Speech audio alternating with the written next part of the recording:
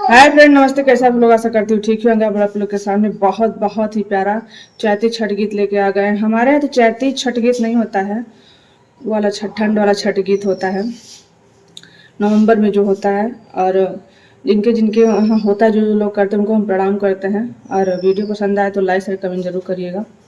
और हम उनके लिए गीत गा रहे हैं। वीडियो थोड़ा सा भी पसंद आए, गाना थोड़ा सा भी अच्छा लगे तो कमेंट करके जरूर बताइए गाना कैसा लगा। चलिए शुरू करते हैं।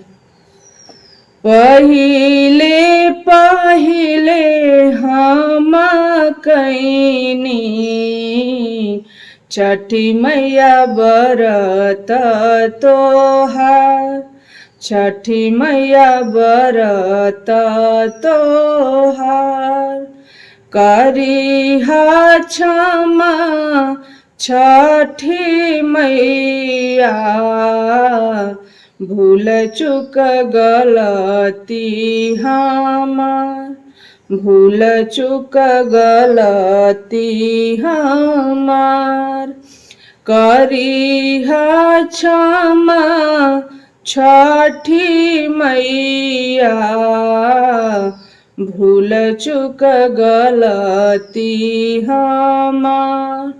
गोदी के बालक दिह छठी मैया, प्यार ममता दुलार, प्यार ममता दुलार। पिया के सनेहिया बनैहा, मैया दिहा सुख संसार, मैया दिहा सुख संसार। नारियल के केरावा घवदवा, साजल नदिया किनार, साजल नदिया किनार।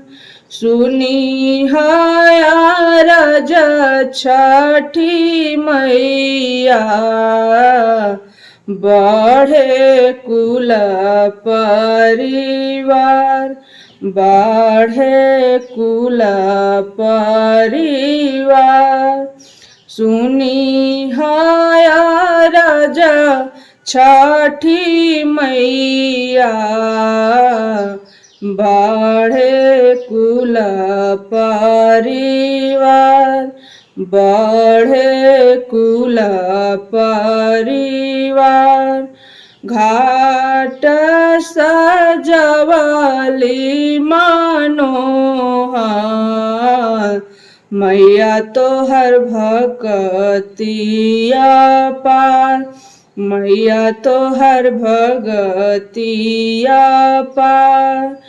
लिहिए रगे मैया, दीहिया शिशिया हजार, दीहिया शिशिया हजार। पहिले पहिले हम कैनी छठी मैया बरता तोहार, छठी मैया बरता तोहार। करिहा क्षमा छठी मैया, भूल चुक गलती हमार, भूल चुक गलती हमार। वीडियो पसंद आए तो लाइक शेयर कमेंट जरूर करेगा। जय माता दी, हर हर महादेव। जय हो छठी मैया।